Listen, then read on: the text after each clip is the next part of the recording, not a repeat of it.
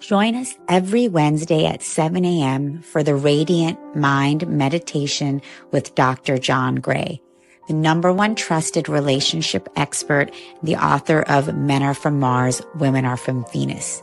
What many people don't know is that John Gray spent 9 years as a celibate monk and the personal assistant to the founder of Transcendental Meditation. During this time, he learned powerful meditation practices and techniques, which he has developed and refined for the last 50 years. He now brings us his resonance, wisdom, and energy every week on Wednesdays at 7 a.m. on the Soul Search Instagram Live, Facebook Live, and YouTube. Join us every Wednesday.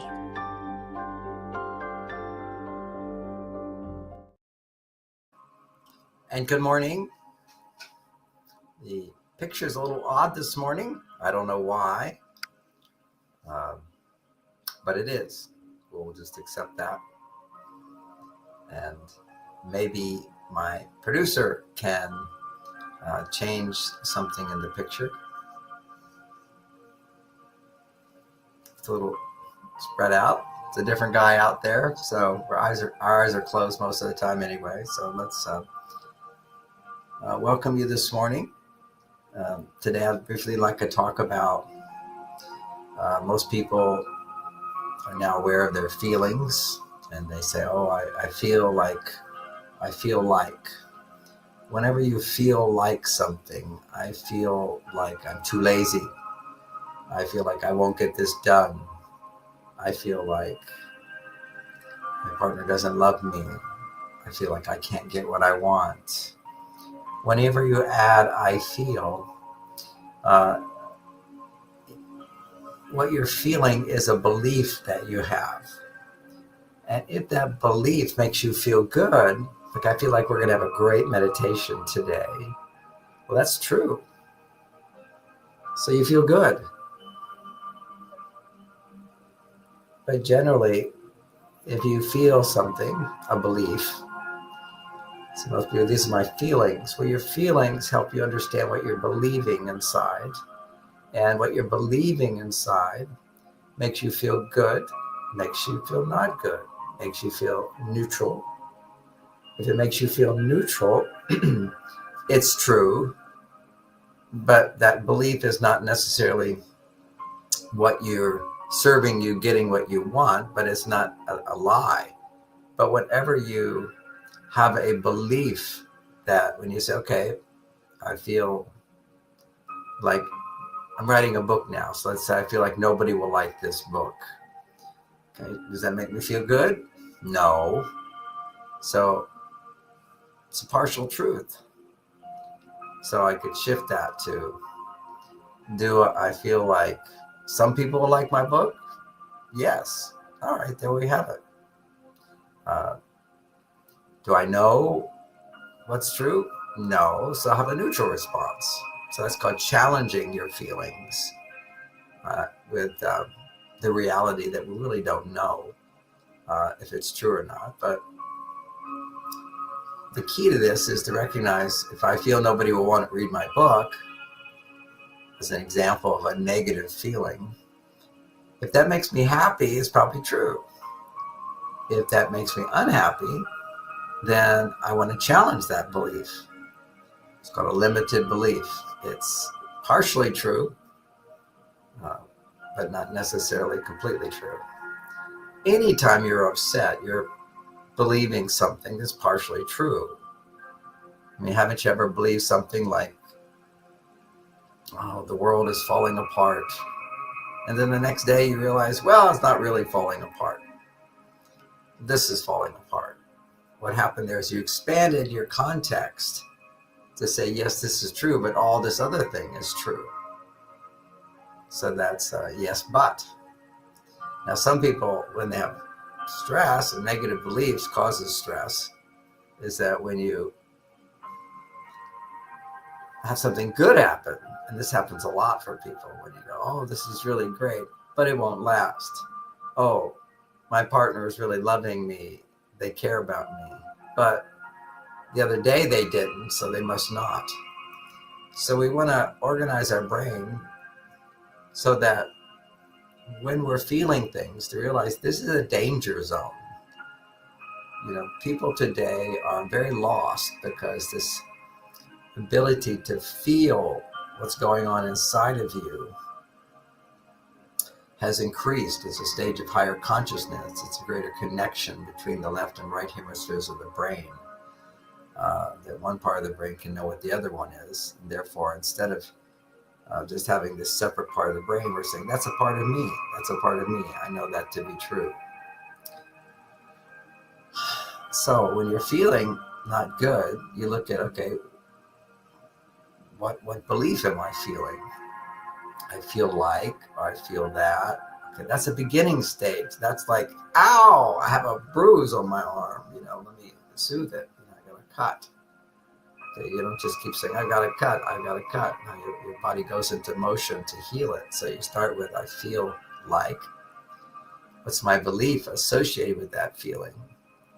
And then recognize that belief is causing me to have a negative emotion. And when you have that negative emotion, your brain wants to immediately get rid of it because that's a painful thing. So, to simplify it, our most powerful healing negative emotions when we're actually experiencing cortisol are anger, sadness, fear, and regret. So when we feel regret, feel sadness, feel anger, feel afraid, those are painful emotions. Doesn't feel good, does it? No. So we have to realize this is called emotional pain. And when you feel, when you identify, when you give words, which come from the prefrontal cortex, self-reflection, identification of emotions, which are in your limbic system, the middle part of your brain, you're now in control of your emotions. Your higher intelligence says, well, I don't want to go around feeling angry all the time, then I'll never have love. I don't want to go around feeling sad all the time, then I won't be happy. I don't want to go around feeling afraid all the time, because I'll never take action. And I don't want to go around feeling bad all the time, or I don't feel worthy of receiving love. So there you have it.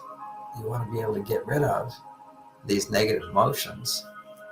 And the way you do that is you feel one, and you feel another, and you feel another, and you feel another. Those are the 4 levels of emotion.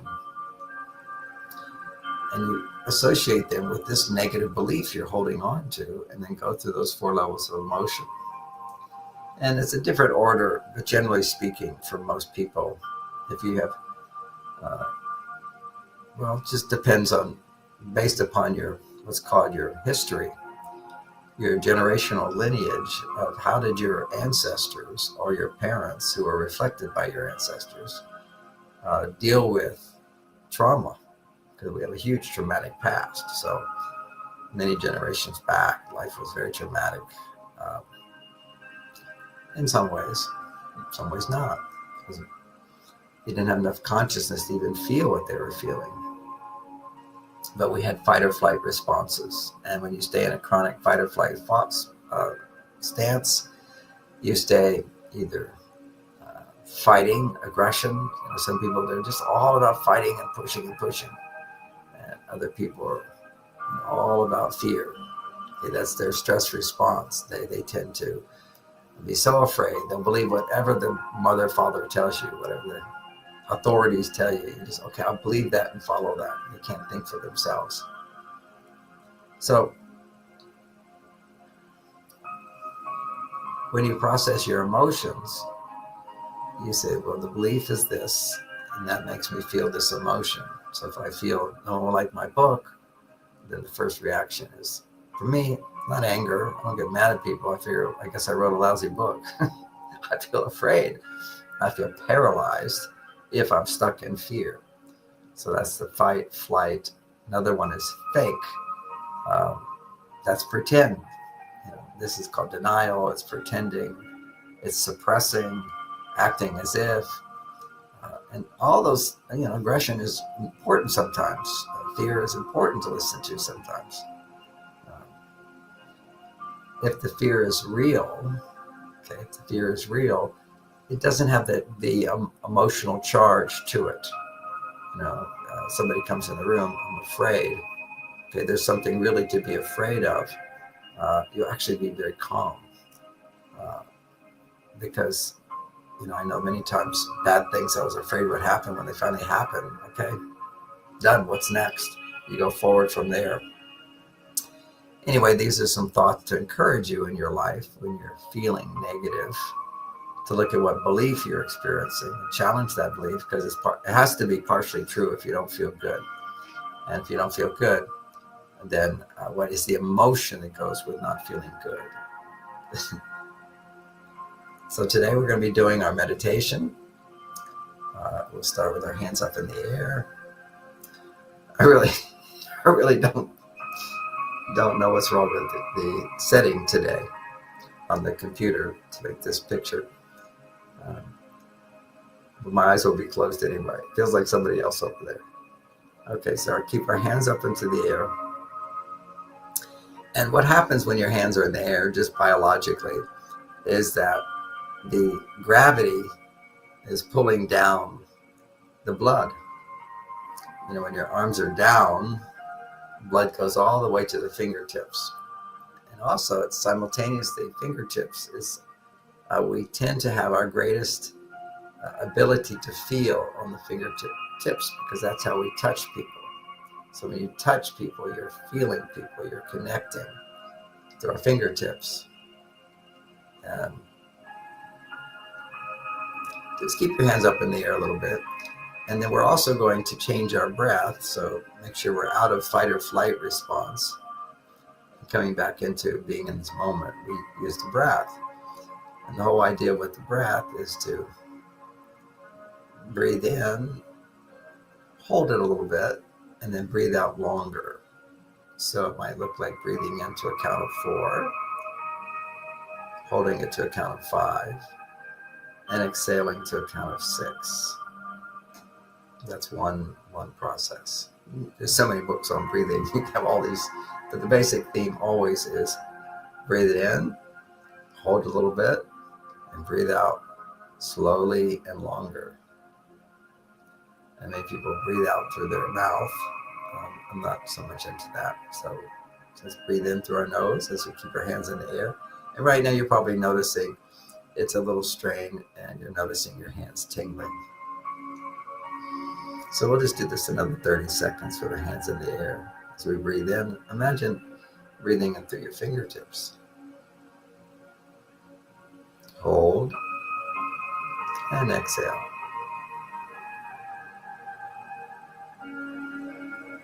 And breathe in. Hold and exhale. Breathe in. Hold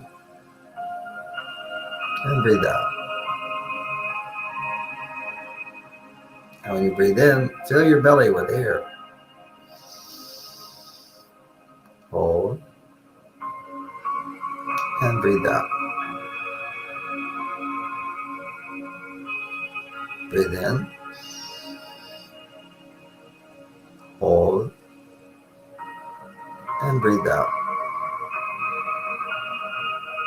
And probably your arms are getting tired and feeling the tingling in your fingertips. Now we can do our little prayer. Dear God, divine presence, conscious intelligence permeating all of the universe, benevolent, loving. Dear God, our heart is open to you, arms out to the side. Dear God, slowly bring your arms down. Our hearts are open to you. Come, which means come into our awareness. Bringing the hands to the shoulders. Come. Now slowly brings the hands together. And fill us with your love, fill us with your life. This is the intention. Bless this day. As I'm writing a book, I'll say, help speed me along to finish this book. And help it to be my best book. Help it to help the world, bless the world. Help it to sell many, many copies. Bless the abundance in my life. Help it to become a #1 bestseller. Bless it. And think for yourself now. That will serve me personally, but what is it that you're wanting? Feel in your heart your desires and ask for blessings to help you find your way to achieve that goal.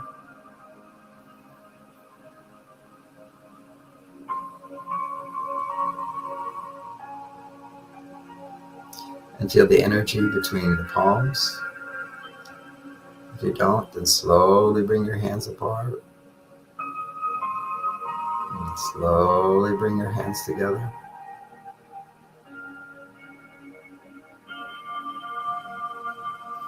And as they come together, palpate. And back and forth a little bit, little movements, palpating. So you feel there's a ball of energy between your hands.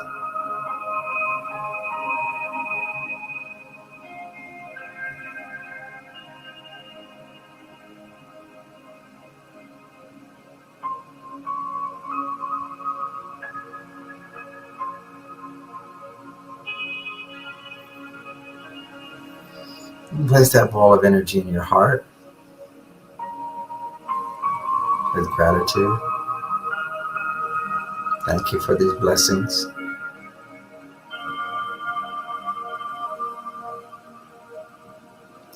And then put your hands out in front of you. Like this, so you're enjoying it, like you're offering. And have that ball of energy in your hands.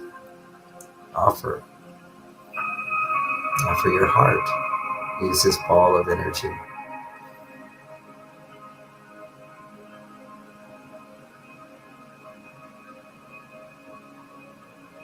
To bless this day, to fulfill our needs.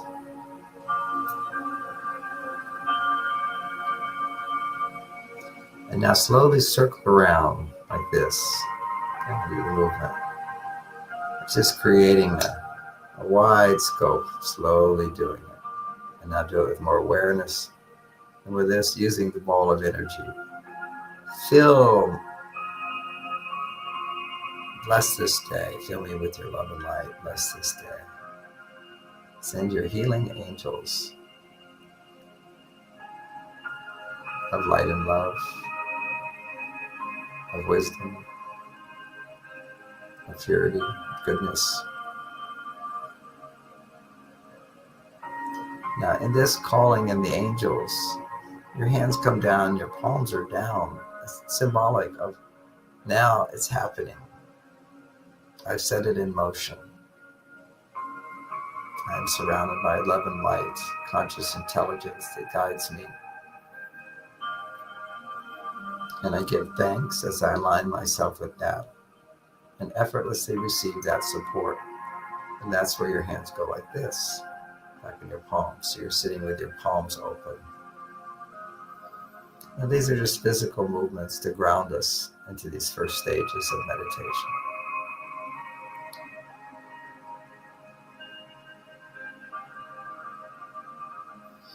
Now we are like magnets drawing in positive energy. Feel the energy flowing in through your hands, your palms. If you can, put a little smile on your face. It's like, thank you.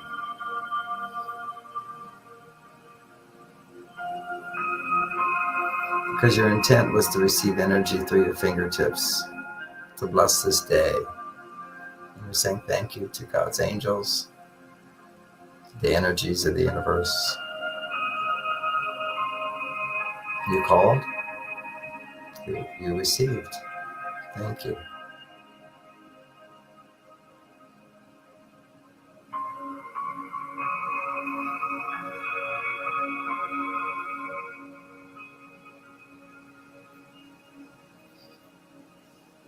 Thank you. Using this ball of light by your healing angels, I'm receiving your blessings.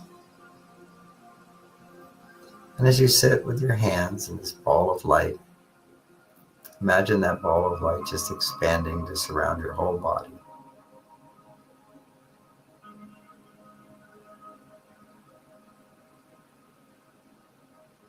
Let it flow in through your fingertips, to your palms, to your elbows, to your shoulders,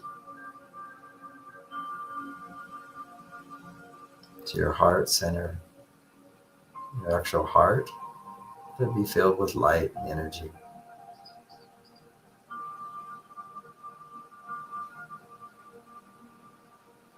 This is called body scan, just sending awareness, energy, light, feeling, whatever works, whatever's easiest for you.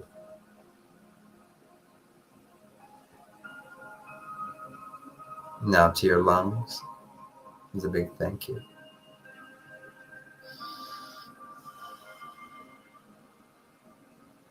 Take a few deeper than usual breaths. Imagine that energy just flowing to the lungs for healing, blessing, or just to feel grateful.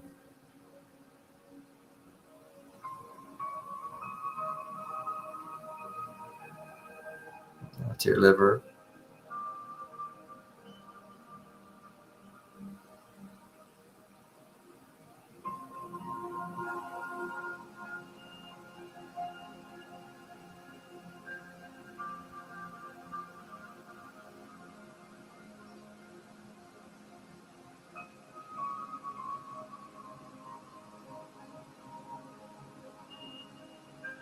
And from your liver to the left side of your body, through your whole stomach and small intestines, your colon, your big intestines, your colon, that whole area.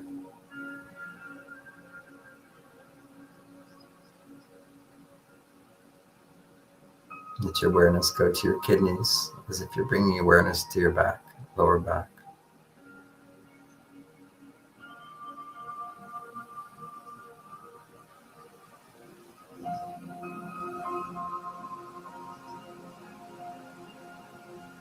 And as we meditate together in this body scan, we meet in the quantum realm in one place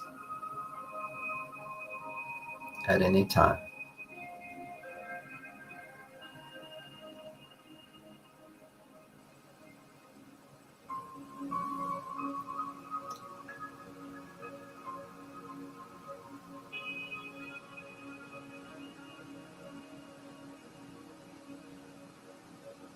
And let your awareness go down to your knees, the ankles, and your feet.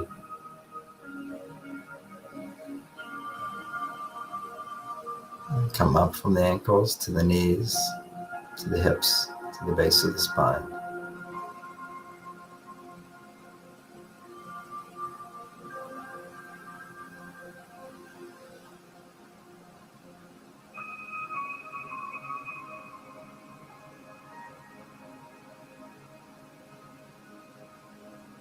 And now, the energy flow from the fingertips to the shoulders, to the belly, to the feet, back up to the base of the spine. As this circle happens, inch up the spine a few inches.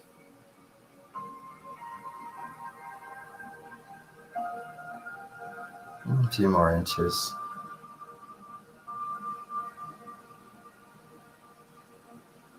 A few more inches.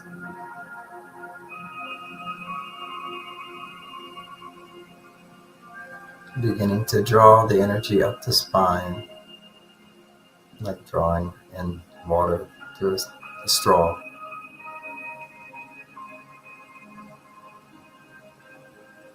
All the way behind the belly button.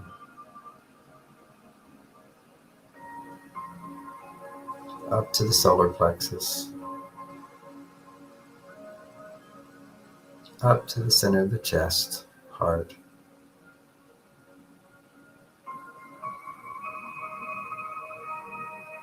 And now up to the neck, where the spine connects with the brain,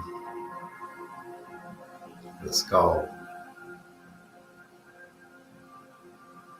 And go up and down the spine a few times, just to solidify that awareness.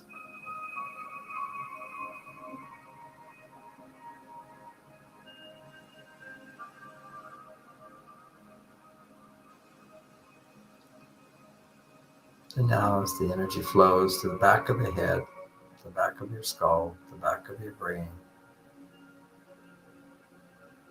imagine light. Feel the energy there. Let the energy be light. And from the back of the brain to the forehead. Let the energy flow, and let the energy be light.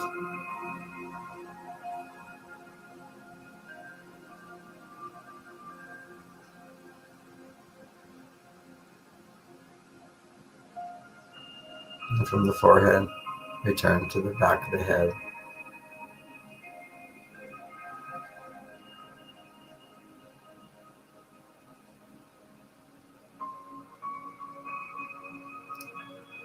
Back and forth from the back of the head to the forehead, forehead to the back of the head.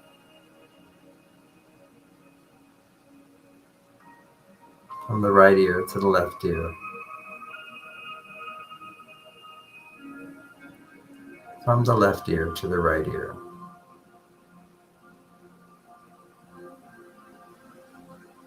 Filling your head with light, your brain with light.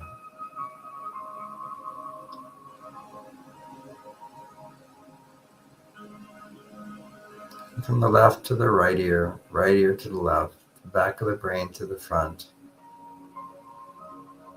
where the two lines intersect is your pineal gland. Let your attention go to the pineal gland, like a ball of light, a pinpoint of light.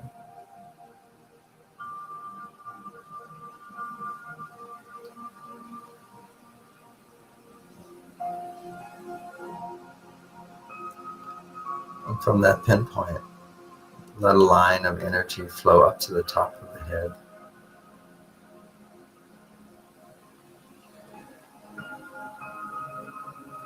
And from the top of the head, imagine energy flowing straight down through the brain, through the neck, to the heart.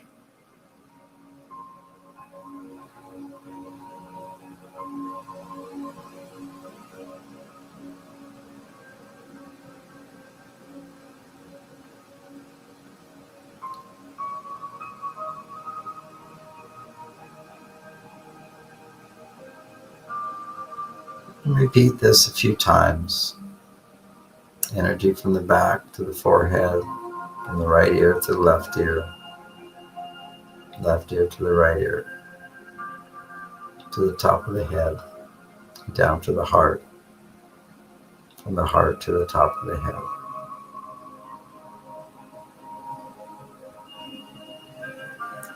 All intersecting at the pineal gland. Imagine it becoming brighter and brighter.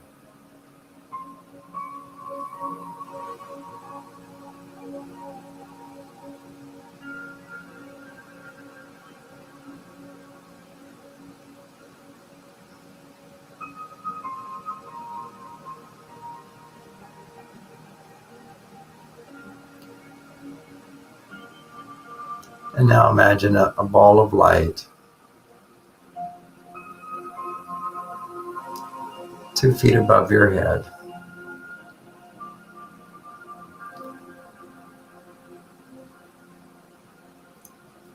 As if you can be inside that ball of light as a pinpoint. drawing in energy from all directions.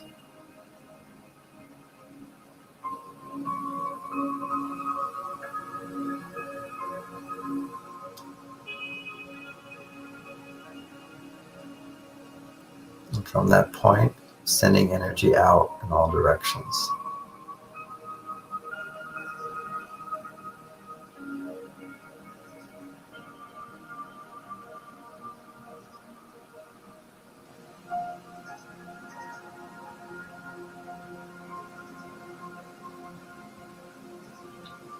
And from that spot, that pinpoint, 2 feet above your head, begin to spiral a golden white light. Feel it, know it is light. Begin to spiral down to create a cocoon around your whole body. And extend your arms out all the way to the side. So it becomes at least a ball of light that extends, an oval, egg-shaped ball of light. It begins spinning around you from 2 feet above, spinning wider, so that as it gets to the heart level, it contains your arms, reaching out, a big ball of light, spinning it around 2 feet above your head, gradually coming down to the level of your ears and forehead.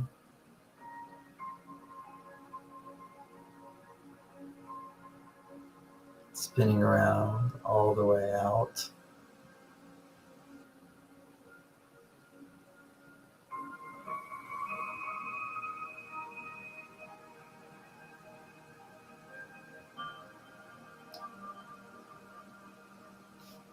Your arms can come back and relax as you have that sense of distance, the size of your energetic body. Just tracing around the level of the shoulders. Let's do this together. All the way to the level of the elbows. Cocooning it, creating a beautiful golden white cocoon of light. And this is using your imagination to tune into what's already there.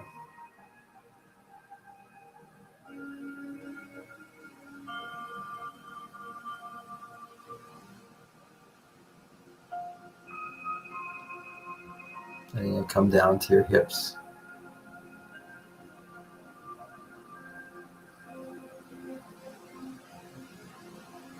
No hurry.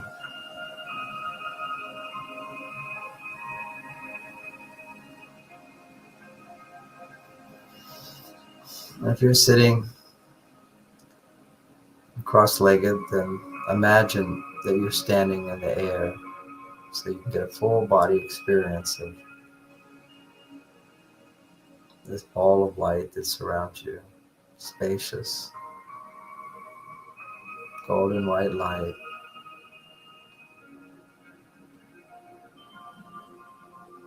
All the way down to your knees.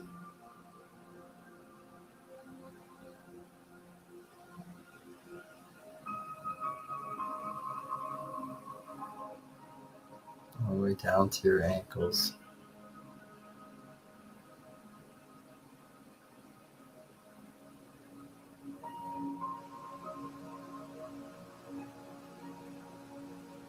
All the way down to your feet.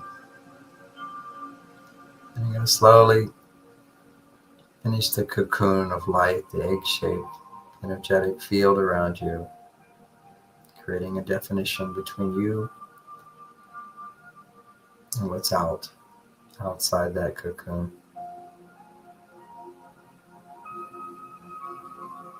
All the way down 2 feet below. Where it comes together, it's like you're sewing a cocoon of light, and now you tie a knot.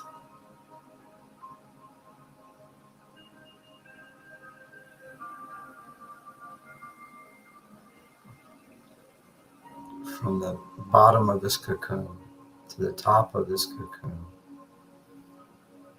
Once again, let's weave it, make it even stronger in our awareness, a little faster, bringing the weaving action, golden white light, wide, big cocoon of light, all the way down to the heart,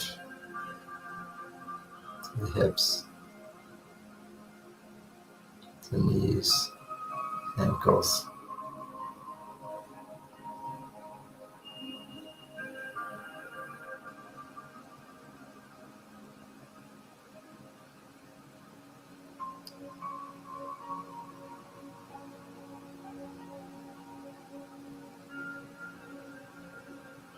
And now we're going to do the reverse. Starting 2 feet below, begin weaving a cocoon counterclockwise, going back up.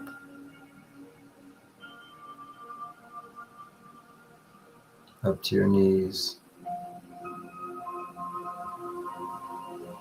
A golden white ball of light to the level of your hips, to the level of your heart,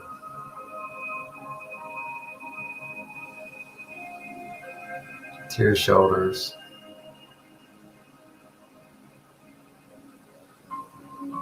neck, all the way to your ears. Remember to keep a little smile to the top of your head.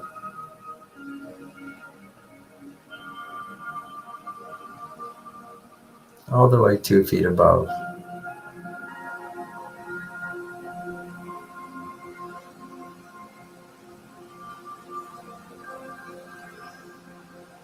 Now have a sense of reviewing that energy coming up and around and around and around. And going back, coming down, going around and around clockwise. Weaving a cocoon of light.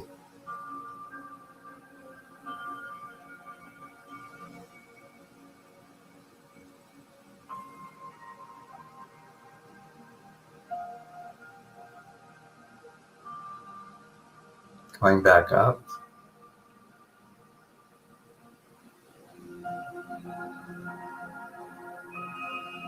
Weaving a cocoon of light.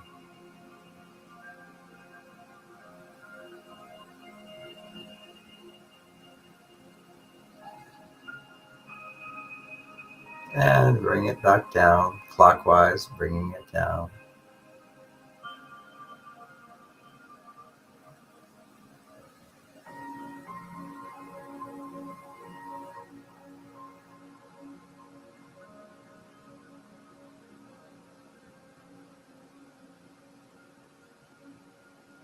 All the way down to below the feet.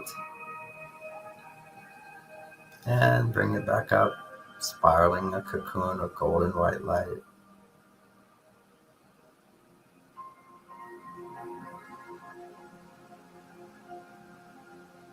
All the way up to the waist, to the heart,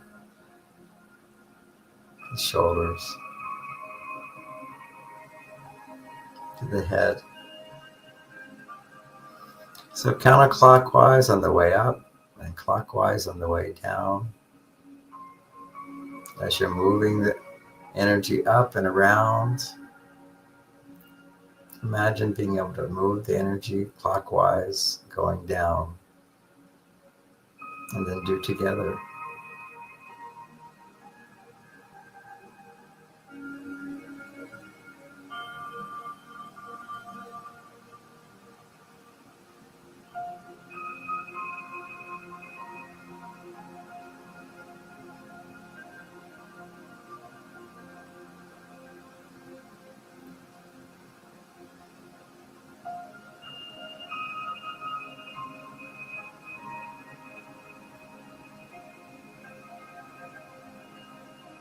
And now imagine this cocoon of light filling up with divine energy,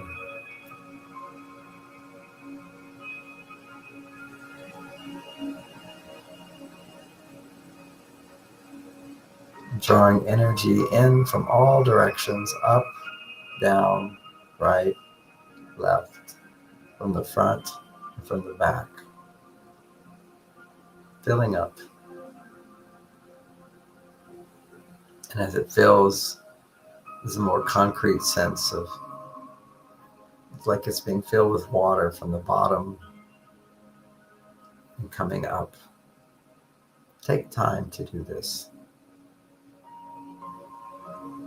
Drawing energy in from above, from below, from the right, from the left, from the front and the back. And as it is drawn in, it fills up even more, all the way up to your knees, to your hips, like standing in water, all the way, going deeper into the water. It fills up to your chest.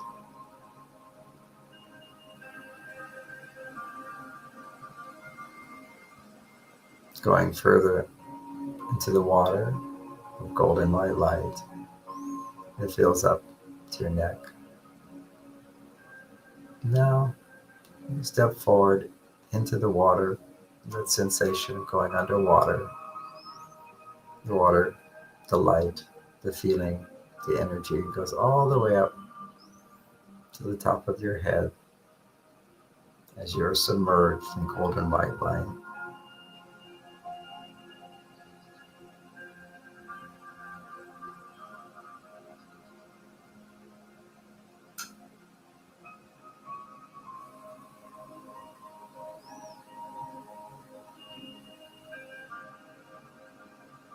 And now you bask in the light of love, peace, ease, comfort.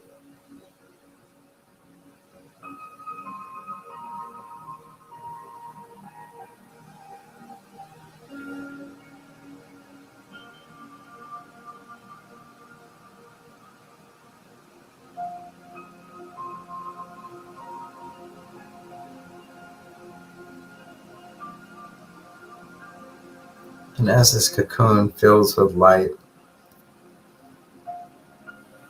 let it expand out now to include the whole room. Imagine being with me in my room as time and space dissolves in the oneness. Join me in my room here in California, near San Francisco.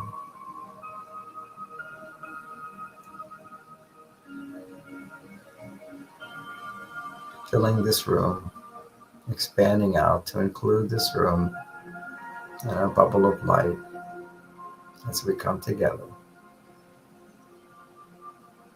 And let it expand over the whole house, the property, over the town, Mill Valley, including the mountain, Mount Tamalpais, across the Golden Gate Bridge to San Francisco, expanding out to all of California, Northern California, Southern California.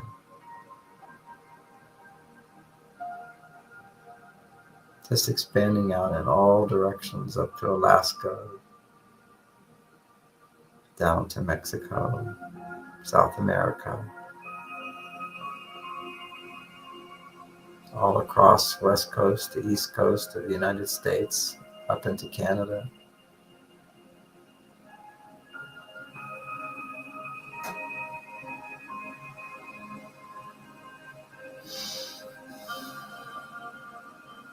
Across the Atlantic Ocean, including all of Great Britain, England, Ireland, Scotland, all of Europe, containing the whole planet in our bubble of light as we expand out. All of Europe, Russia, China,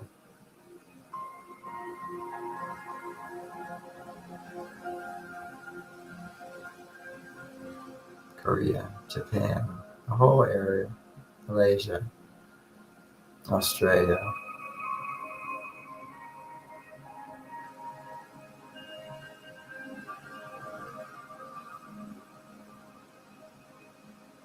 of course, all of India, Africa, South Africa, Antarctica, North Pole. So just we expand out to include the whole sphere, planet Earth.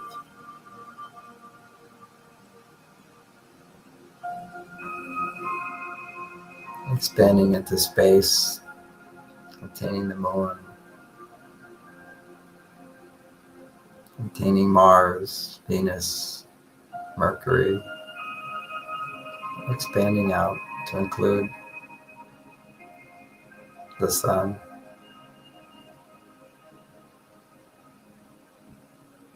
the outer planets, Saturn, Neptune, Uranus, Pluto, maybe even expanding out farther and farther to Nobu. Someone say that planet exists. It's expanding out further into infinite space, all contained in your bubble that is expanding out, the bubble of your awareness, your consciousness. As you expand out, we align ourselves with the great consciousness that permeates the whole galaxy. All of these solar systems, suns, stars, which are all within our galaxy, that we are a tiny, tiny part of. Our consciousness expands to include all, from our galaxy to huge, huge amount of space to another galaxy, and another galaxy.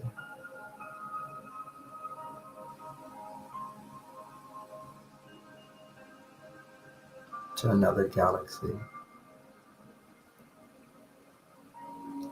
You hold these galaxies in your awareness, just a sense of expanding to contain the all. Let the boundaries of your bubble drop away.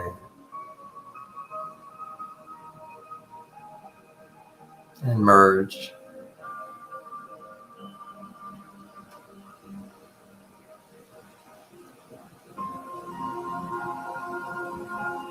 Merge into the all.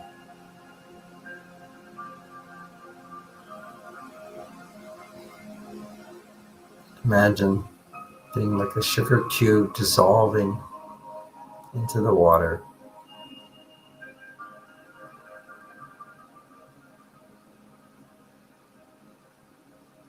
So peaceful. So unbounded, unlimited.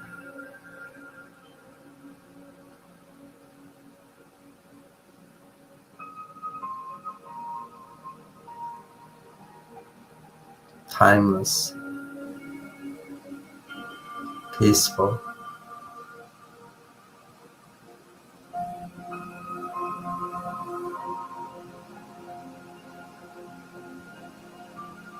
And bring your awareness into your body. And feel that infinite light inside of you and every cell of your body and your cocoon of light around your body.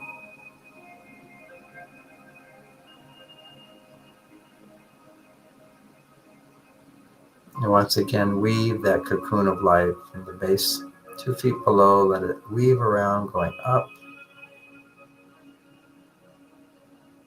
2 feet above, coming down.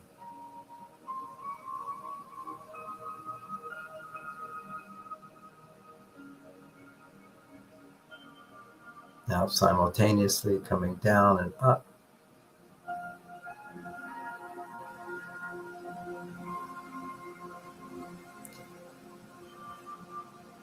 Infusing, drawing in energy from your right, from your left, from your front, from your back, from above, up from below. Calling in, drawing in energy, love, and support, filling you up from the infinite into form.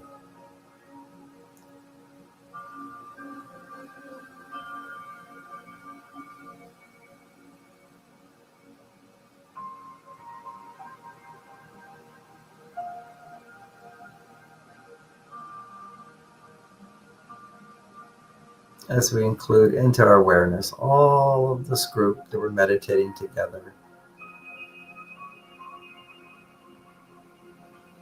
and in a timelessness, all the people who for the rest of the day will be using this tape to meditate.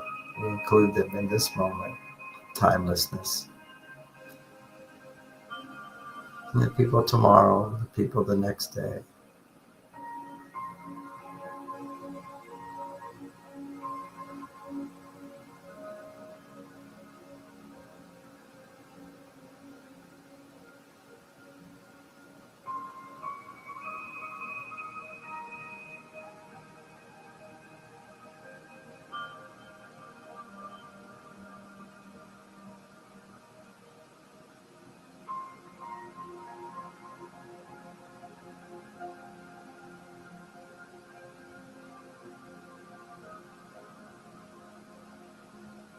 Feel peace, feel energy flow. As we go in a timeless zone, bringing in the future into this moment. All the people that will listen to this in the future, bringing their consciousness together.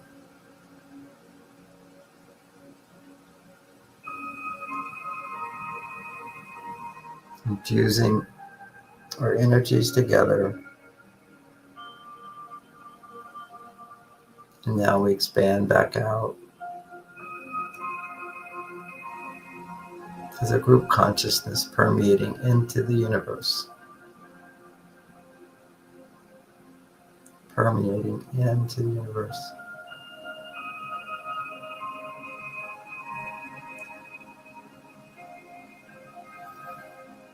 Expanding and drawing in simultaneously.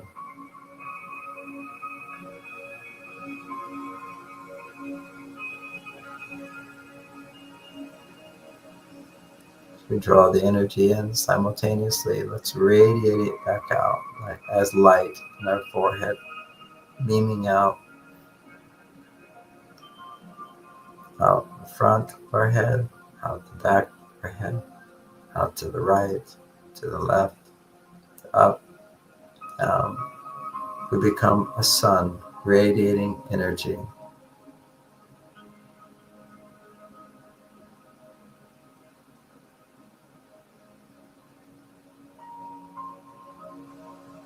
And as we radiate this energy, we also aware that we're reflecting the divine energy of God through us, blessing the world, using us to bring light where there's darkness.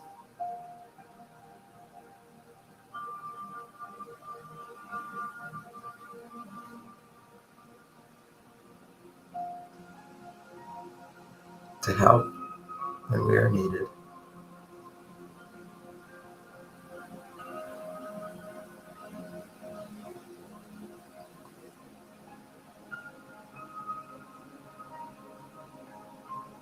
Wisdom where there is ignorance.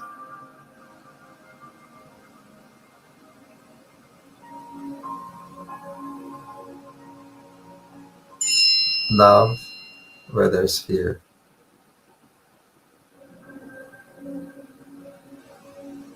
Feel the joy of letting that light flow through you, and feel grateful to be alive at this time, for the blessings in our lives and the opportunities to bring more light into this world of darkness, as the secrets are being revealed, as the darkness is being seen and the light flows in. When I count to 3, feeling you as a beautiful channel of God's light and love. When I count to 3, we'll open our eyes together and feel refreshed and peaceful and purposeful. 1, 2, 3. Open our eyes, feel refreshed. Well, that was a nice meditation. I really enjoyed that with everybody. Thanks for joining me. I want to remind you, you can look forward to the new book that I've been writing, which is called Men Are From Mars, Women Are From Venus, How to Talk So Men Will Listen. Secrets of Lasting Love, Romance, and Passion, or something along that lines. Seems like everything I do is about that. And it's a wonderful, wonderful book. There's so much research on the brain and on the hormones that has never been gathered together. And, you know, I wrote this book, Beyond Mars and Venus, based upon my research over many, many years, putting together the hormones and so forth. But now, and then having to write down all where I got it and all that was too much for me. I just took the ideas in my head, put them in the book, and people are like, well, where's the evidence? Where's the evidence? I said, just do Google searches. Well, now, any point in my book, I've gone through all of my points. And with ChatGPT, it will bring up the study. It will bring up the research that verifies and validates every single idea. And Beyond Mars and Venus has research that backed it up. Because I would read these studies and see this stuff and just remember it, take the idea, and don't remember exactly who said it, where it was, whatever. So now there's going to be references. So in my new book, oh my gosh, I'm not sure if I'm going to do this, but I think maybe I have to create a website of 500 pages of references to validate, based upon actual tests of the brain scans, of movements in the brain, of activation of hormones, etc., with certain combinations. One of the most recent ones, as I was formulating these ideas for the new book, is that, which isn't in my Beyond Mars and Venus book, but when women are on their male side, focusing on things that create testosterone, obviously they're not producing estrogen. They're more independent. They're not feeling dependent on support. They're going to make more testosterone and more estrogen. And that requires, for health and wellness, it requires a balance of those two things. So what happens is when we go out of balance, the body experiences stress, produces stress hormones. That's why whenever women's testosterone is high and their estrogen is low, there is cortisol. Now that's already known. But what I didn't know, and I was doing all this research, is that for women, when cortisol goes up, even when adrenaline goes up, that's that level 1 stress, and level 2 stress is cortisol. Level 3 stress is chronic cortisol. 3 different hormonal imbalances in the body for each one, and the tools for each one are different. So when you have the imbalance, which is so common today, when women are working, their estrogen levels go low, then the hormone cortisol gets released. We know that it's a biological reality. And then what I didn't know that I've learned now through the research is that when cortisol is released, oxytocin is produced. And the function of oxytocin is not, it doesn't lower your stress, as all the research studies in the past have shown. What oxytocin does is it creates an awareness of, I need emotional support to balance my estrogen. So imagine you're giving someone a hug and you feel, oh, I need this. That's the oxytocin. But the stress reduction is because I'm getting what I need, and that's the estrogen levels going up. This is my theory, which is putting it all together, which has never been written before. It's fantastic. And you just have to combine, the elements of that. That's all proven. When women's hormones are out of balance, cortisol gets produced, oxytocin is produced. Because research shows that just because you have oxytocin, it doesn't lower your stress. It's you have oxytocin, which motivates you to get emotional support. And if you get emotional support, then your estrogen levels go up. And it's the estrogen levels that are going up that allows stress levels to go down, which is the premise of Beyond Mars and Venus, which nobody's ever written before. We have this idea that oxytocin is released and it lowers your stress. Because when, let's say you're in a hug, you feel like you're a little stressed, you give a hug, oxytocin goes up and it makes you feel, I need a hug. And then if I need a hug and I get a hug, now your estrogen goes up and your stress levels go down. Beautifully said. So I'm very excited about that, because this whole idea of oxytocin lowering your stress, it doesn't. It actually increases your stress. When stress levels go up due to the imbalance of hormones, oxytocin goes up, causing a woman to feel, this is just for women, not for men, but causing her to feel the need for the stimulation that would produce estrogen. If she doesn't get that stimulation to produce estrogen, called work-life balance, she's working. Now, if she doesn't get that support, then the workplace becomes more stressful for her. There's a feeling of not enough. Well, that feeling of not enough gets projected on whatever your attention is on. Your body is saying not enough support. Well, what is the support we need in the workplace? Not enough appreciation, not enough money, not enough time. So her brain focuses on her male side, not enough. When she comes home, if she doesn't get the nurturing she needs in her personal life, then she'll feel not enough time, not enough support in order to achieve my goals, as opposed to not enough support in order to stimulate my estrogen. So it has to be a clear understanding for women of the importance and the need for emotional support. Now, what if she never received emotional support? Well, that wouldn't be good. Then she doesn't even know what she's missing. And when you don't know what you're missing, basically you go looking for it. You try getting it. And if she tries getting it, and in our society, the way you get love and support is you become masculine, because the masculine side is what in our culture gets respect, gets admiration, gets money, gets everybody's love. And in her mind, she knows that if a man was to treat her that way, she would love him. So if she doesn't feel loved, she thinks, oh, I'll be like a man and then I'll get love. But then what happens is she ends up going further to her male side, in balance with her estrogen. That produces cortisol. Cortisol releases oxytocin. Oxytocin tells her she needs love and support. And in her mind, she only knows I get love and support by going to my male side, because that's who gets love and support, respect. All the books, every book on gender talks about, oh, men need respect.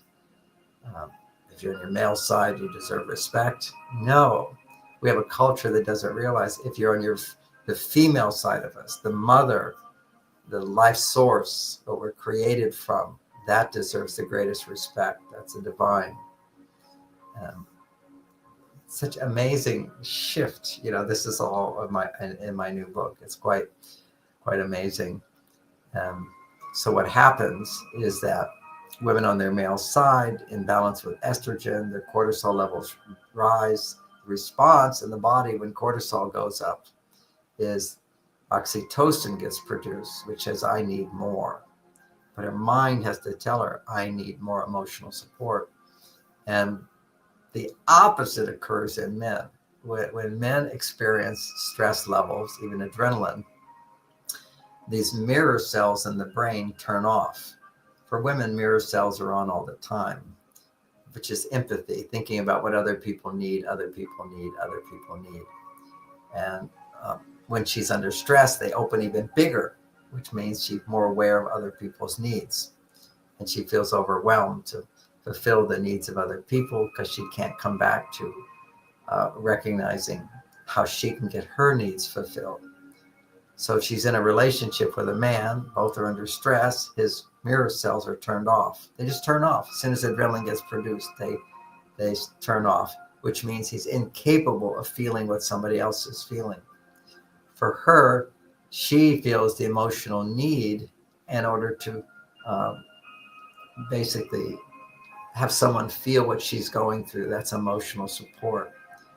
And so in her mind, because she's from Venus, so to speak, what women do if they want to talk and be heard, they first have to listen. That's polite.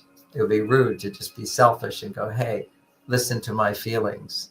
Whereas on Mars, we're fine. If listening to your feelings will make you happy, then fine. So what an amazing amount of information to help understand this almost comic tragedy of, at a time of stress, women need more, a man needs less and shuts down, not because he's narcissistic. That's all women go, oh, he's narcissistic, he's emotionally unavailable. And of course, for her to feel worthy of sharing her feelings with what she needs, her mindset is from Venus. You can't just go and talk about your feelings unless you pay a therapist.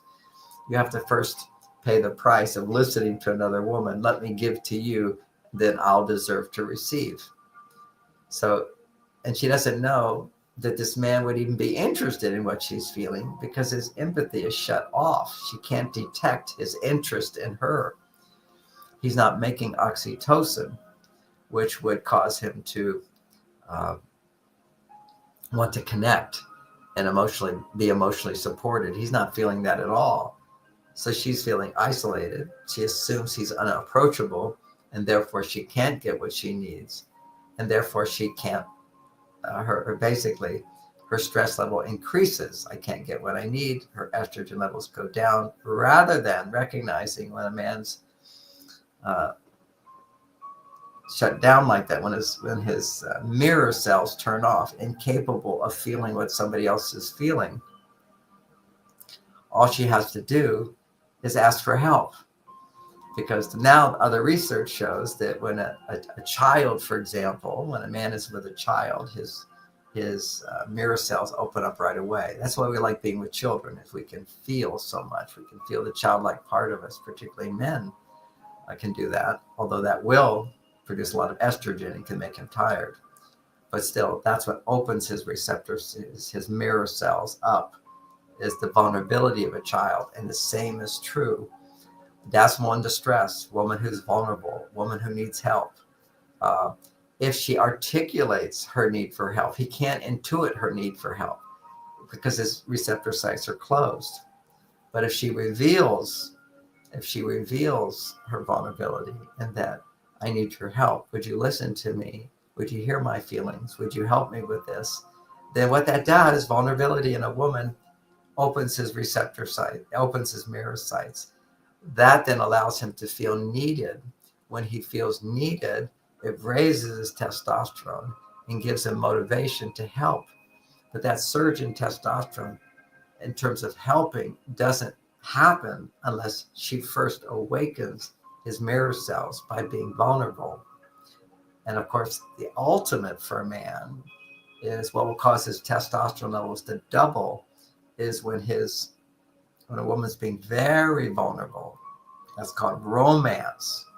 When a woman is romance, what happens is a man's testosterone shoots way up because it is sexual attraction in men preceded by a woman needing him.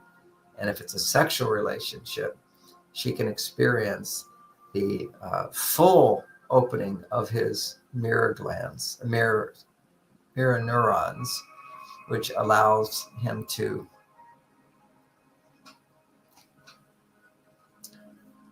feel her vulnerability the most. And that raises his testosterone the most. So this is when men can feel more loving. And it's the foundation, the biological foundation of what I've been teaching, which is the purpose of sex for men on the basic biological level, why it's so important. It allows us to feel compassion. And it's only compassion that motivates us to help other people. Otherwise, we're just motivated only for ourselves, rather than being motivated for yourself to get what you need in order to be of service to others. That compassion.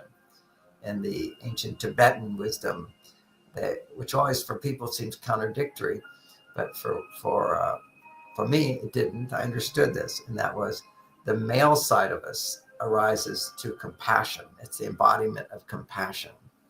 And of course, that's a lot of Tibetan Buddhism. Is all their whole practice is compassion for others. That increases testosterone in men, and that's the opening of the mirror cells. And of course, it's the vulnerability of other people and wanting to serve that opens them, or it's sexual attraction. And that also opens his mirror cells. He feels deep compassion and love for his wife, wanting to please her. And so in sex, he can literally feel the pleasure in her body. So providing pleasure for her pleasure increases.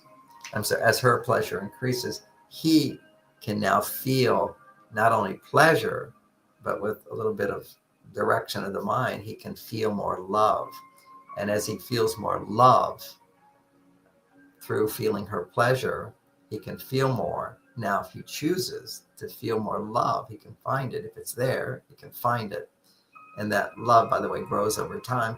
But that love he can feel, now she is feeling all this pleasure. Her receptor sites open up, and she can now feel his love for her more. And so her emotional need for reassurance goes up even higher. And this is why women who are more strong, independent women often want more romance and romantic love from a man. Why? She wants it from a man because it can raise much higher levels of estrogen through romance than all of her other types of relationships. Family, with friends, with work, with herself. All those things can raise estrogen, but nothing, it doesn't hit the top level as the experience with a man. Now, so this means a woman can certainly be happy if she has a life full of external support, but it's much of her day without a man. But if she basically is strong on her male side during the day, like so many strong independent are, then they need that higher dose of estrogen to find balance in their lives. It's a fun book. You got the summary of a lot of what's in there, and then practical tools and techniques in order to make all that happen. But there's a framework that needs to be done. And I did that framework in about 15 minutes. So it's been a pleasure to spend this time with everybody. This is my weekend. I'll be shifting around my relationship weekend to a different one, which integrates more of my earlier work, which I used to do because I needed it in my life. And then I evolved to higher levels where you have more wisdom. Well, this is going to be more of an experiential weekend of processing emotions. I'm inspired to do that because I want to help change the wiring in the brain of people so they don't become so triggered and get so upset. And it turns out that, according to the research, is that if you want to get into healing the generational trauma that we store in our DNA, you need to have intense emotion for that. This is why the feeling letters have always been so powerful. And I stopped having these intense emotional workshops because I didn't have this clarity. The clarity is back then, if you have intense emotion, you just get addicted to it. But if you have, now based on my work integrating the past, I said, well, then I don't want to have people dwell too much in intense emotion. But you need that intense emotion to activate the memory of the healing that occurs. And that then changes the DNA and rewires the brain so that at times of intensity, you don't have your ancestral reaction to go into fighting, flighting, faking, or freezing, which I call folding. So it's four F's. And so we're gonna work on going back to some of my early work where we did intensity, because what happened is I saw the primal scream people who would just sort of go into a coffin and scream. They'd always feel good, but they were not good at coming back to love. They can turn on any emotion. They can remember these emotions, but they couldn't, they were unforgiving. They had big, huge problems in the relationship. Because when you ever go to that intensity, you have to not just get it out, but then you have to bring in the response letter, the response to that, which can now reestablish in that traumatic moment, you're getting love and support, understanding and empathy. Then what happens is you imagine, how would that make you feel?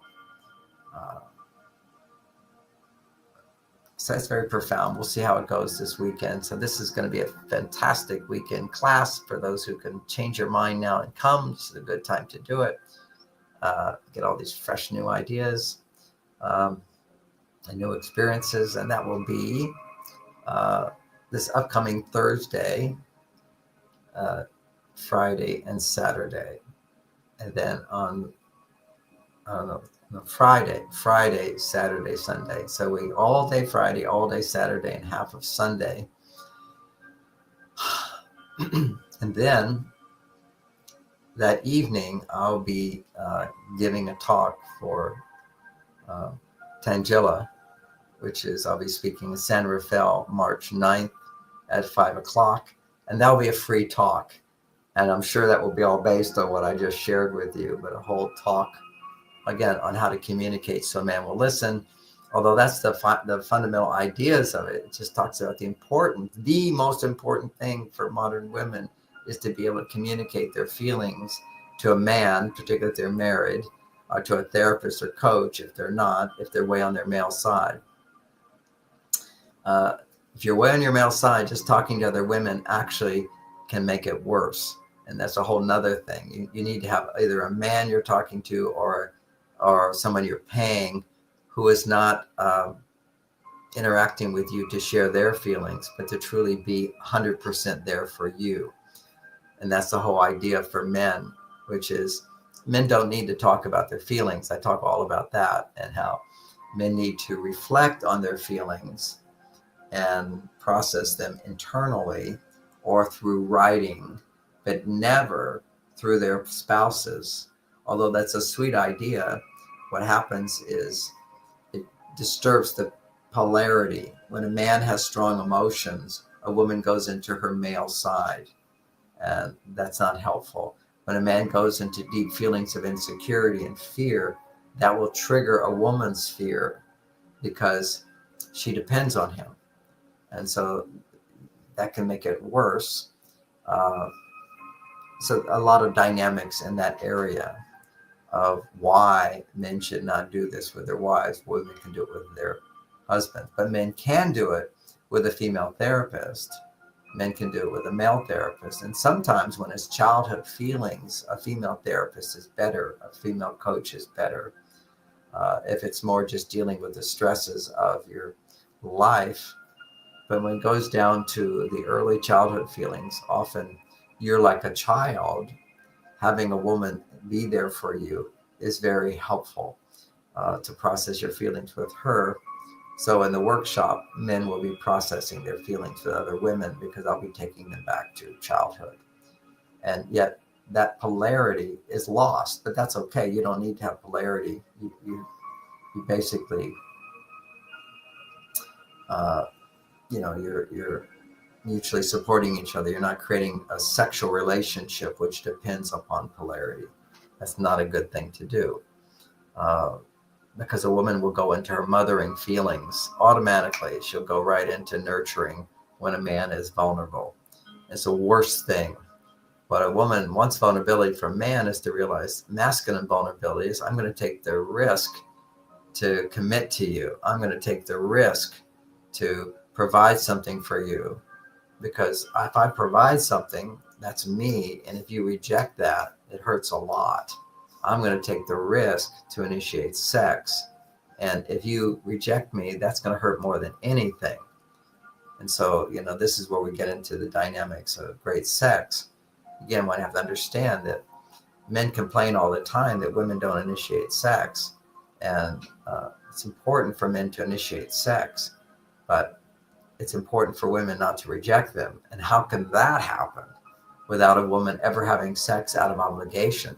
I got solutions for it all to bring back the passion in relationships. That will be another book,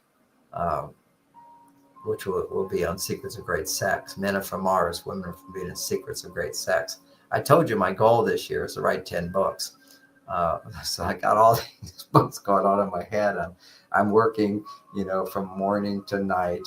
It's so interesting. Suddenly all my clients are feeling so much better in their lives. They don't need me anymore. And I'm not taking any new clients.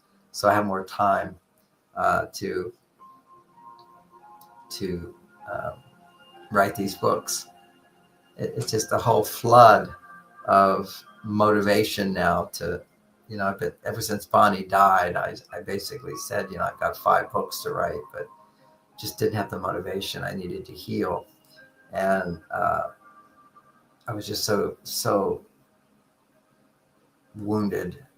I just felt so depressed. I didn't want to live. I was so hurting inside in waves, not all the time, but not enough motivation.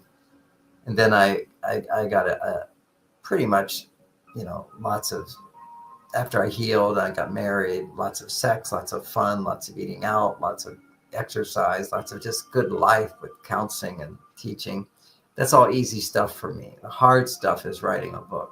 So what really kicked me into gear was this year, last year, although, I'm doing great, having a good time, but it was a hard year because my business partner died. And then we found out that the fund in which I put $6 million into my life savings, $6 million, which was supposedly making $30 million because in stock and so forth, it crashed and he died. And then at these companies, I tried to save the companies, spent a lot of money trying to save them and couldn't. That's why it all crashed. And I was just handing it off, assuming everything was working fine. The stocks was worth this and so forth. And bang, all gone one day. And over the year, trying to salvage his estate, whatever, because it was all left to me. And it turns out that he had lots of lawsuits and lawyers. And I spent a lot of money with lawyers trying to get the assets there. And I realized it's not going to happen. So I had to let it all go. And these are just the problems that come along with life. I dealt with it quite well, but it was a big stress. And then what happened? I woke up this year and not having lost my whole savings, having lost my savings, I said, I have to make money. And I do, I can make money, but I need to make a lot more money to support all the people I support. So I said, okay, then I'll write books. That's what's always rewarded me. I'll do the hard work. So this is an example. When you have to do something, you find the power to do it. And if life is too easy and comfortable, you don't have the power to do it. And I'm sure I haven't tested it. I think my testosterone levels are charging really, really high, but I'm very, very happy. I'm working so hard. I'm sleeping so well. It's amazing when a man is required to do something and he feels mission and purpose and also quite capable, the energy's there. So I'll be sharing that story in the new book as well. There's a section in the book where I talk about how stress can actually transform your brain wiring. Your brain can't be rewired unless you experience intense emotion, intense loss, intense challenge, or intense exhilaration. Any of these things, intensity of emotion is what allows you to rewire your brain from the programming received in childhood, which all came from ancestral programming, because our parents were programmed by their generation and generation before. It goes back 7 generations.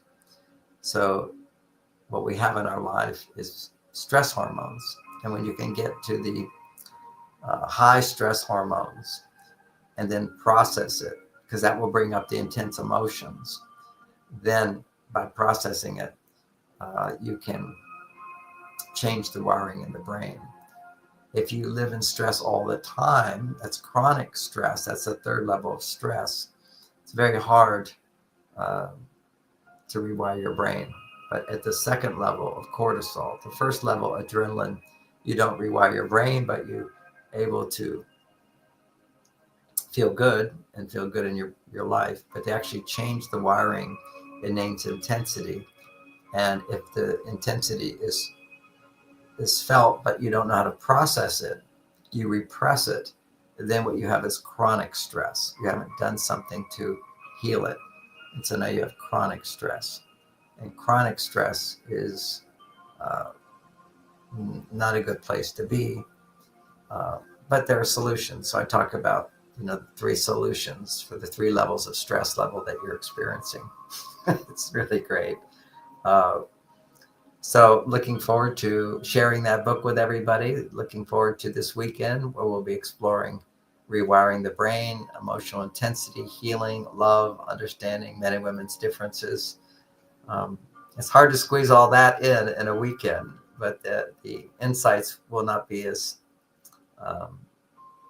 practical, because people can ask me questions. If there's 30 people in the room, that's 30 talks. They ask a question, and so I get into answering everybody's questions, which is very helpful, but they don't experience the deep rewiring that will change their lives in a different way. And my books and my tapes and my podcasts and my talks can provide that for people. They don't have to have me in person to hear my information. Although there is a benefit of being resonant with me when I'm teaching, just like there's a benefit you get the benefit of my experience of meditation when you're meditating with me. And I get the benefit of letting more light and love flow through me. So it's a mutual thing. So I think that's enough for today. I need to get back to my book and start writing, but that was a little additional 30-minute talk for those who hung in there. And we'll finish up now. Can you put up on the chart? We did put in the next Soul Search talk. Also want to mention that transformation gives you energy. If you're feeling overweight, if you feel you look in the mirror and you feel powerless to change your body and you want to change your body, and I think health is very, very important. I look at my body, and when my belly gets too big, I want to change it. Not because I don't feel lovable, because my wife says, I don't care about that. And a lot of men, have these bellies. I know that when I have a big belly, I'm producing excess estrogen and it lowers my testosterone. So that's not healthy. And being overweight is not healthy. And we've got this whole movement of love yourself just the way you are. Yeah, love yourself just the way you are, enough to want to make yourself healthy and do something. So that's where we have our program that we support. There's lots of programs. You get coaches to help you lose weight and so forth. We provide free coaching to lose weight if you use the Isogenics products. The Isogenics products is a company I've been affiliated with for so many years. And my partner in that is Ellen. And if you go to contact us at the bottom of the page at Men Are From Mars, Women Are From Venus, contact us. If you can start with $200, it's not for her, it's for the product. Then what happens is you buy the product, she gets a commission. And when you buy that product, she will coach you on how to get started and move through this. I think coaching is very, very important. So you can check out those products. But if you want coaching on it, you can go to her. And generally, she just tells me all these stories. People write them up of how amazing and how good they feel. Now, I do this every, I don't know how many months, but it varies. But if ever I start getting extra weight in my belly, I'll just do this 1 month program. It's called a reset, and I lose 10 pounds. And the most important thing is you're doing it by increasing the amount of protein. So you don't lose your muscle mass. Losing muscle mass is a big challenge for people as they get older. All the drops in energy is we're just not making muscle. We're losing muscle. If you're losing muscle, you're losing energy. If you're losing energy, you're growing old. If you have plenty of energy, you you're not going to grow old. You're not going to have sickness and health problems like that. That's at least one aspect of it. If you don't have love, that's also another problem with sickness. So we have that program. I want to mention to you that also ups and downs. I noticed my wife 3 days ago, she was having these ups and downs. She was very up for a while, then she went down. And I asked her if she was doing my supplements, and she wasn't. So she started doing those. And the next day she goes, "Oh, I hit bottom, but I rose above." And that's true. When you go bottom, you come back up. But it was after she took those pills. They don't happen instantly, but within a few days, you find your mood becoming more stable. And that's the elemental orotates. It's the mineral, particularly lithium, bonded to orotic acid, which goes into the brain in microdoses. It's good for you. If you research lithium, you'll see that, oh, don't take lithium. It's dangerous. It's unsupported, because doctors used to prescribe dangerous doses. And that was all hyped up too, really, because they wanted to go from using lithium to help people, higher doses of lithium to help people who are bipolar, ups and downs. They would make it into a bad thing, so people wouldn't use that, and instead they would use antidepressants. And one of my clients, hopefully he's listening, does meditation with us, but he was just feeling out of it. He's feeling like I'm losing it. I feel like something's controlling me. And it's because he was feeling stressed. He went to a psychiatrist who's got him on 3 different drugs, gave him an amped up another drug. And of course you're going to feel like it takes over your brain. These synthetic things that go in and they change your brain in not a healthy way. If you actually look at the research on these, a whole line of antidepressants, you'll see that when they do their study, it's like, maybe as an example, if there were 100 people in the study, 51 people got better and 49 people on not taking the drug, but taking a placebo, a sugar pill, got better. So it's like that. You do need to feel like you have something that will work for you, so you don't feel